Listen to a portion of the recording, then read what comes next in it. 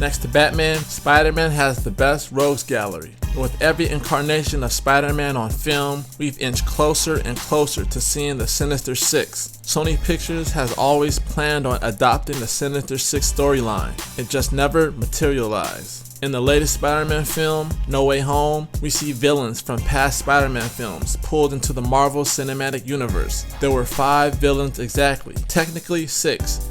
If you want to count Tom Hardy's Venom, who didn't really interact with any other characters. It begs the question, will we ever get an official Sinister Six movie? The Sinister Six are a group of villains in the Spider-Man and Marvel comics. The group's original lineup was started by Dr. Octopus and featured Vulture, Mysterio, Electro, Sandman, and Kraven the Hunter. Other villains like Green Goblin, Scorpion, Rhino, Hobgoblin, Shocker, and Venom have been a part of different team versions, but Dr. Octopus has usually remained the leader. After being defeated by Spider-Man a few times, Doc Ock contacted every villain who dealt with Spidey, hoping for a team up on the hero. The first Spider-Man franchise with Tobey Maguire, directed by Sam Raimi, never really planned to make a Sinister Six movie, even though a few Sinister Six characters were introduced throughout the trilogy. The first movie featured Willem Dafoe as Green Goblin, and the second movie featured Alfred Molina as Doc Ock.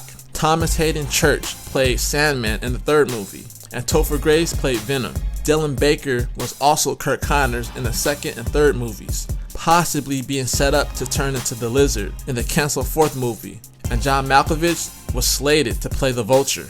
In the second franchise with Andrew Garfield, the director Mark Webb planted seeds for the Sinister Six from the very start. The first movie featured Rhys Ifans as the Lizard, with a post-credit scene featuring a mystery man talking to the Lizard / Kirk Connors in jail. The sequel featured Jamie Foxx as Electro and Dane DeHaan as the Green Goblin, and Chris Cooper as a dying Norman Osborn. The last few scenes from the sequel featured the mysterious figure from the first movie talking to Harry Osborn in prison, planning on assembling the Sinister Six. We see the mysterious gentleman back at Oscorp, walking next to robotic wings and tentacles for suitors to use, which would have been for Vulture and Doc Ock. They then start the Sinister Six by recruiting Alexei Sitsevich, played by Paul Giamatti, a criminal who becomes Rhino.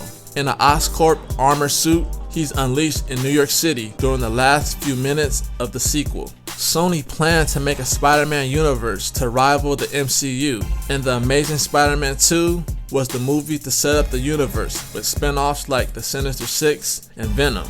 If The Amazing Spider-Man 3 happened, Christopher Cooper would have been back to play Norman Osborn / Green Goblin and start the Sinister Six. Rumored actors who would participate were Christoph Waltz as Doc Ock, Matthew McConaughey as the Vulture, and Felicity Jones as Black Cat, who appeared in a small role in The Amazing Spider-Man 2. When Spider-Man was rebooted for the MCU, fans were excited. The friendly neighborhood Spider-Man could now interact with all the Marvel superheroes. In the first movie with Tom Holland and director John Watts, Michael Keaton was featured as the Vulture and Bokeem Woodbine as the Shocker. In the post-credit scene in jail, the Vulture is seen talking to Matt Gargan, a criminal who turns into the villain Scorpion. In Far From Home, Jake Gyllenhaal plays Mysterio and reveals Spider-Man's identity. That crucial moment leads into No Way Home. Peter goes to Doctor Strange, hoping he casts a spell on the world to make them forget he was Spider-Man. Things go wrong with the magic spell, and villains from the previous Spider-Man movies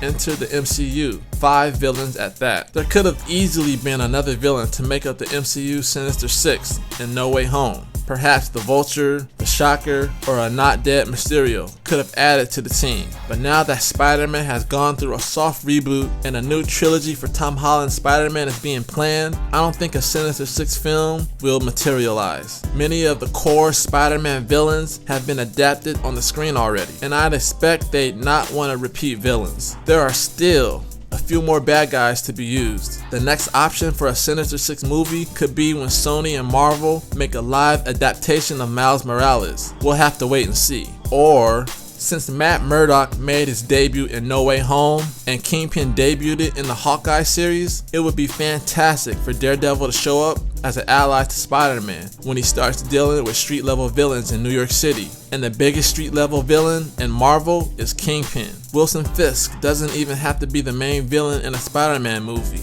but he needs to make his presence known. In the next Spider-Man movie, Spider-Man could stop Kingpin from a few criminal activities to the point where Kingpin becomes annoyed and he becomes the one to assemble the Sinister Six team to take down the hero in the following films.